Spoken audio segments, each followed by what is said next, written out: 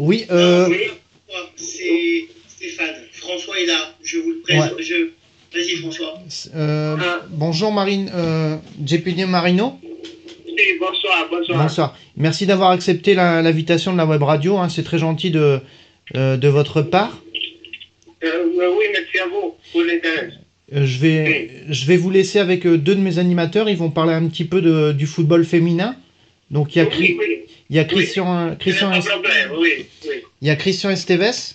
Donc Christian, t'es là? Ok, ok, ça va bien. Ok, Et, et Stéphane Chamillian. Stéphane Chamillian qui est préparateur mental et psychologue. Voilà. Oui. Merci Voilà. encore, hein, JPNO. Merci à vous, JPO. Non, merci à vous. Donc, bonsoir, bienvenue sur notre émission. Bonsoir à vous et merci. Voilà, c'est un plaisir de pouvoir enfin vous entendre. Il y a beaucoup de gens qui vous attendaient et qui vous attendent toujours en direct sur notre émission. Beaucoup de gens qui ont dit mais quand est-ce qu'il arrive du PIN? Et bien il est là maintenant avec nous. Donc nous allons parler de foot féminin. Donc, en fait nous sommes dans l'émission Tout Foot d'elle, l'émission 200% foot féminin de la web radio Aux Villes et Lumière. Et nous allons en fait en profiter pour parler avec vous d'un championnat qui existe depuis fort longtemps, hein, puisque le foot féminin en Italie, le championnat a débuté, a été mis en place en 1968 déjà. Voilà. Et une équipe aussi qui est quand même parmi les meilleures du monde à l'heure actuelle. Mais avant ça, si on parlait un petit peu de vous, vous pouvez vous présenter à nos auditeurs? Parler un peu de vous? Oui, c'est pas de problème.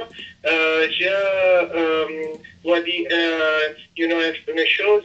Je parle un petit peu de français et excuse-moi si je ne comprends pas très bien parce que quand vous parlez français, c'est possible de parler très piano parce que je ne comprends pas. Oui. De parler più lentement. Dobbiamo parlare un po' di italiano, ma... Un peu. Je parle français parce que ma copine qui a la famille de Nice. Et, donc, quand je viens en France pour la famille, je parle un peu français. Je suis italien. D'accord. On va parler simplement et lentement. Tá bom en français, lentamente. Tá bon, non, pas de problème. Lentamente, per favore. Lentement, s'il te plaît, Christian. Oui, lentement. Donc, vous pouvez nous parler un peu de vous. Je sais que vous avez commencé, jeune votre carrière d'entraîneur à Naples. Et vous avez fait plusieurs clubs à Naples, Napoli, mais également, actuellement, vous êtes au Domina Neapolis, toujours? Toujours, je suis le traîneur de notre équipe à Naples, une équipe qui était en seconde division, parce que je dois dans la société un programme très important pour le futur du football féminin. Parce qu'en Italie, c'est un problème d'idéologie et de dogma du football féminin. Et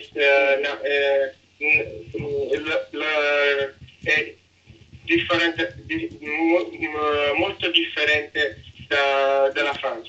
Une culture différente. Et on n'accepte pas le football féminin, seulement le masculin.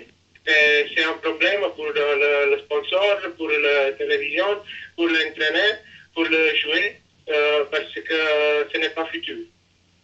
Et moi aussi, j'ai été très surpris parce que quand je vais voir des matchs en Italie, et c'est vrai que j'ai été surpris d'apprendre qu'il y avait un allenatore italiano, un entraîneur italien d'équipe féminine, parce que on n'a pas l'habitude en Italie de parler de ça. Hein, ah oui, oui, je pense que le football est universel et le féminin est un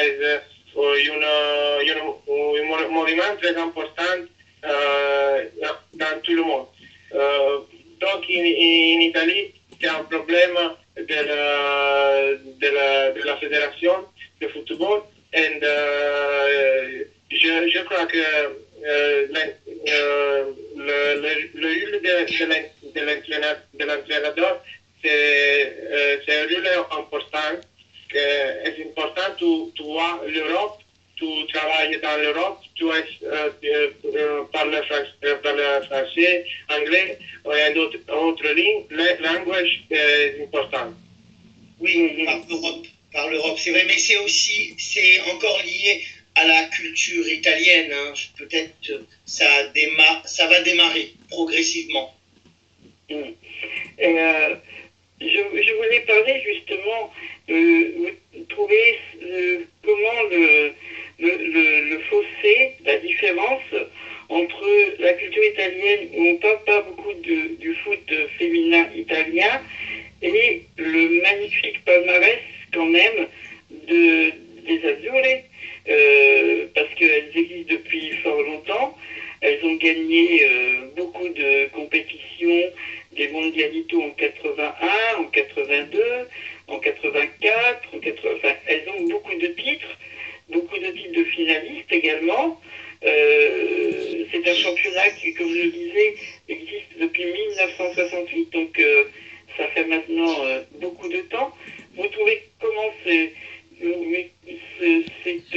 le vivez comment, ce bon parcours, ce bon travail des Italiennes, 12e mondiale, et le manque de présentation dans les médias en Italie? Oui, c'est beaucoup de différences.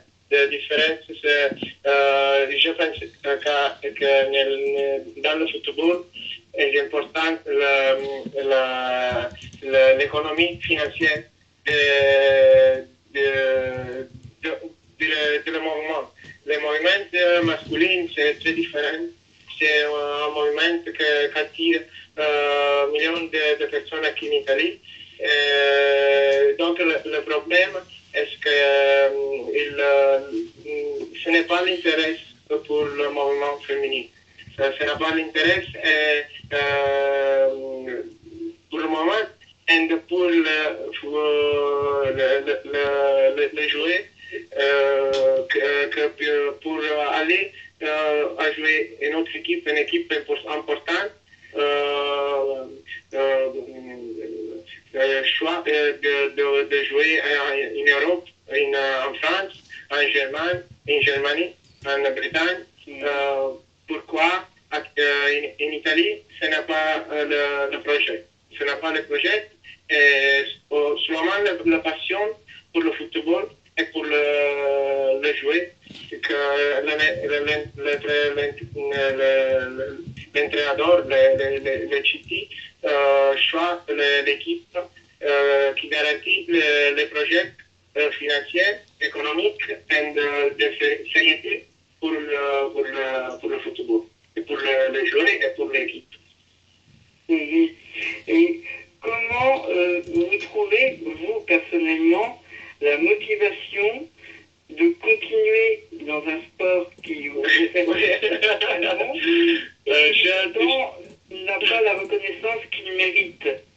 J'ai compris. La motivation, c'est que je suis dans la région, je traîne un an et j'espère pour le futur d'entraîner une équipe dans l'Europe, en France, en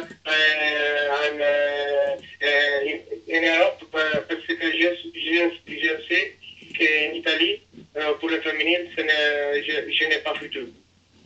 La motivation, c'est ça. C'est la culture artistique, c'est la culture de suis professionnel. Je travaille avec un préparateur avec le GPS sur le jouet durant l'entraînement. Je tiens un préparateur tactique pour voir le match de l'équipe opponente. Je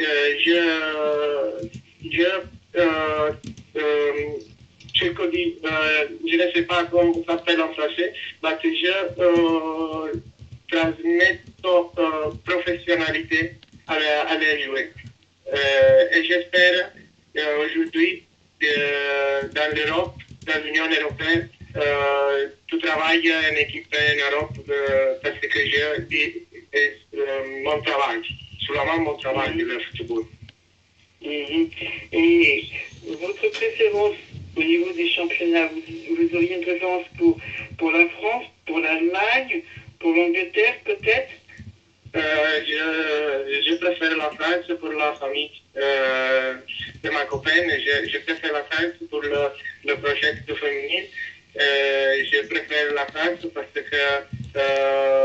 ce n'est pas seulement aussi que croire dans le moment féminin, mais c'est dans molto tempo. C'est une culture différente. J'avais la possibilité de parler avec l'entraîneur du Paris Saint-Germain féminin quand il vient à Naples pour un match de bénéficence pour acquis en Italie.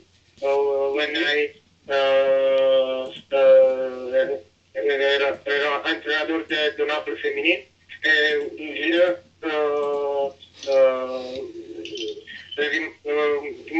sono rimasto molto entusiasta dell'organizzazione del Paris Saint-Germain, dell'equipe de Paris Saint-Germain et de tout. Et je voudrais un jour la possibilité de travailler aussi.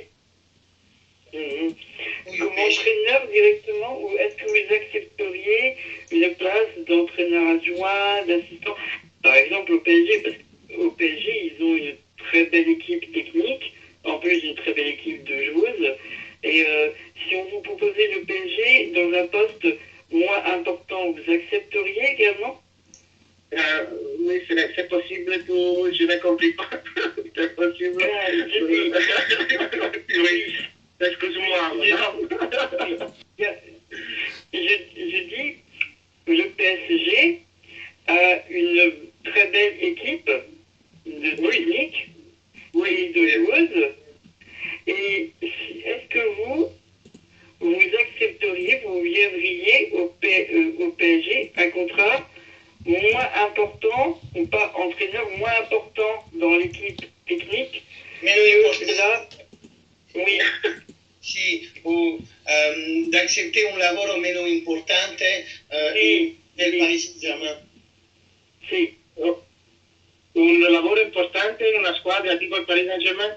Sì, no, meno importante. Meno importante il Paris Saint-Germain che il Napoli. Oui, de la Paris Saint-Germain, c'est très important. C'est une équipe qui fait la Champions. C'est une équipe, autre équipe, c'est important. Aquí à Naples, je prends l'équipe en seconde division et je fais la prima division. Toujours, le Naples, avec notre entraîneur, participe à Ligue, à seconde Ligue. Ce n'est pas plus un Serie A, ce n'est pas plus le Naples en première division, seconde division. Au PSG, c'est une équipe importante, c'est une équipe différente, totalement différente. Moi, j'ai une question, je ne sais pas si Stéphane peut-être en a, je vais juste en poser une avant. Je voulais vous demander pour les entraînements, moi sono psicologo dello sport, che pensate della preparazione mentale nel calcio femminile? Je traduis, je suis psychologue du sport et je posais la question, que pensez-vous de la préparation mentale pour les joueuses? Oui, la motivation, c'est le principal facteur pour le jouer. Je pense que la psychologie, c'est très important. Mais donc, la motivation, c'est qu'il a, c'est l'entraîneur. L'entraîneur, c'est important la motivation. La psychologue, c'est très important dans une équipe. Sì, sì. E come fare per lavorare, pour travailler, comment faire alors pour travailler cette motivation avec... C'est pour la motivation, toujours tout l'entraînement explique motivation, transmet motivation pour le jouer. C'est la motivation. C'est pour parler. En Italie, ça s'appelle empathie. En Italie, empathie avec les joueurs. C'est très important. L'empathie, c'est très important. Oui, c'est très ça. Voilà, c'est l'écoute et sans juger l'écoute des sportifs, des athlètes. Oui, c'est important aussi. Et je vous l'avais dit, transmettre la voglia, transmettre l'envie, c'est ça, l'envie, la motivation. Oui. Je vois ça dans la France. Aujourd'hui, un autre match, je vois la motivation de Didier Deschamps qui transmet à les joueurs un esprit différent. C'est très important l'entraîneur. J'ai compris que aujourd'hui, dans le football féminin, c'est très important ça, la motivation. Oui. Didier Deschamps, il a ce côté-là. Hein. Il sait motiver ses joueurs pour faire une force du groupe. Oui. J'avais peut-être une dernière question. Et non, peut-être une dernière question aussi par rapport à l'équipe d'Italie qui a été éliminée du monde. Tout à fait. Ce n'est pas. Je ne parle pas de l'Italie parce que c'est la démonstration que la culture du football en Italie, c'est fini. Je crois que aussi le football nécessitait d'un changement, d'une culture différente, non seulement legata à l'économie, à l'intérêt de jouer de l'équipe, de la société, mais à l'intérêt pour la culture artistique, pour la passion, pour jouer pour la nationalité. En Italie, les problèmes économiques dans toute l'Europe. Donc, le football, c'est un sport. Et c'est un sport qui est important de la nationalité. Transmettre, je ne sais pas comment ça s'appelle en français, trasmis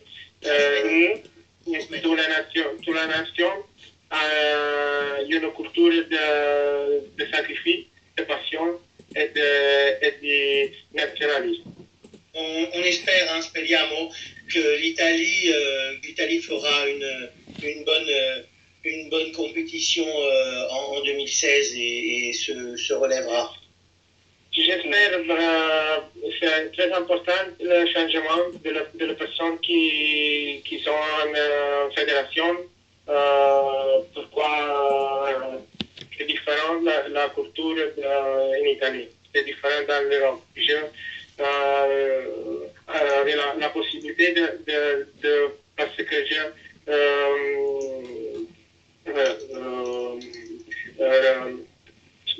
avec Internet, je vois le football dans l'Europe, c'est différent la culture et les joueurs jaunes. Les joueurs jaunes. Aquí en Italie, les joueurs jaunes, ce n'est pas important pour l'équipe. L'équipe préfère tout acheter les jouets extraños.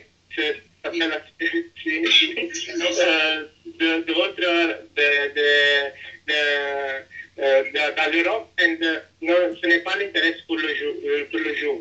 C'est un problème. Je vois ce soir le match, la France, Griezmann, Pogba, tous les jours de la France, c'est important. En Italie, notre jaune est représenté par l'hôtel. Ce n'a pas une bonne publicité pour les jeunes italiens. Oui, mais il faut changer l'état d'esprit. Abbiamo bisogno di cambiare, de changer un peu l'état d'esprit, changer et de nouveautés. Mais je suis content, on est content, on est supporter du Paris Saint-Germain. Peut-être autour de joueurs comme Marco Verratti, on peut reconstruire une bonne équipe, un bon groupe, un bon état d'esprit, je pense. Il faut être patient. Oui, dans la partie très importante, la partie avec l'Uruguay, le milieu joué de le match, c'est Verratti. L'expérience de Verratti en France, dans une équipe importante comme le Paris Saint-Germain, fait la différence mentale de jouer, physique, mentale de jouer. Ah oui, c'était les deux meilleurs avec Pirlo, l'ancien, et lui, Verratti, c'était les deux meilleurs. Voilà, c'est ça, comme vous dites, un état d'esprit. Et donc, professeur, pour revenir sur le foot féminin,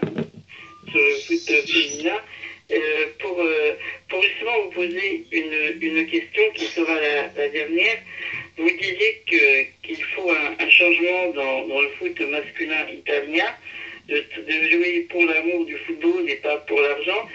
Est-ce que le foot masculin ne pourrait pas finalement retirer des bonnes leçons de son foot féminin qui, elles, bien que n'ayant pas la notoriété, l'argent, font des bons résultats par rapport à leurs moyens?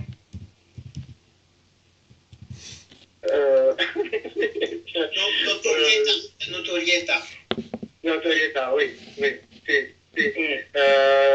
Oui, aussi, je pense que c'est le problème pour l'Italie, c'est le problème de notoriété, et la notoriété, c'est un problème économique. C'est un problème économique d'attention dans le football.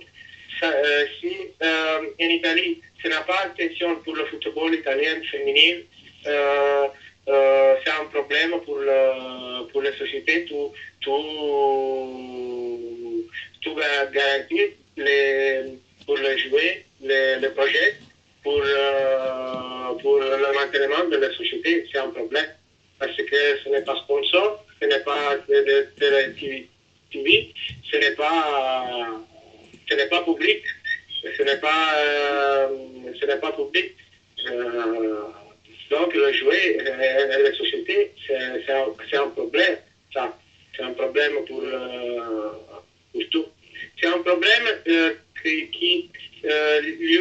la solution, c'est la fédération de football italien qui tout garantit à le football féminin la notoriété dans les TV pour le match, pour le transmettre le match et pour seulement ici la question de le sponsor pour l'équipe féminine. Donc, je suis l'entraîneur d'une équipe féminine de Naples et la gente qui me parle, pourquoi le Naples est une équipe de football féminin? C'est une demande classique parce que la gente ne connaît pas le système de culture féminine. En effet. Bien.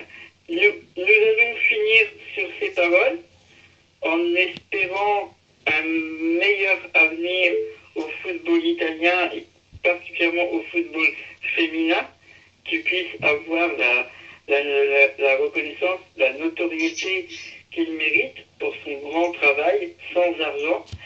Et on espère peut-être une autre fois vous avoir dans notre émission et qu'on puisse bien préparer avant pour pas avoir de problèmes techniques.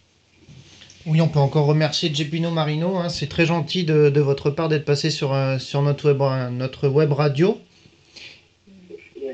Merci. Merci à vous. Merci beaucoup. Merci à la madame de tout. J'espère pour le futur, pour mon futur, j'espère un jour d'entraîner une équipe légendaire d'Europe parce que j'ai compris ici en Italie c'est un problème pour le futur, c'est un problème pour le futur du football féminin. Ce n'est pas le projet pour le football féminin. D'accord. Merci. Grazie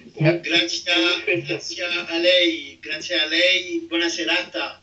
Grazie a voi. Et puis à bientôt. Quand vous voulez, à disposition. Merci beaucoup, à bientôt. Oui, oui. À bientôt.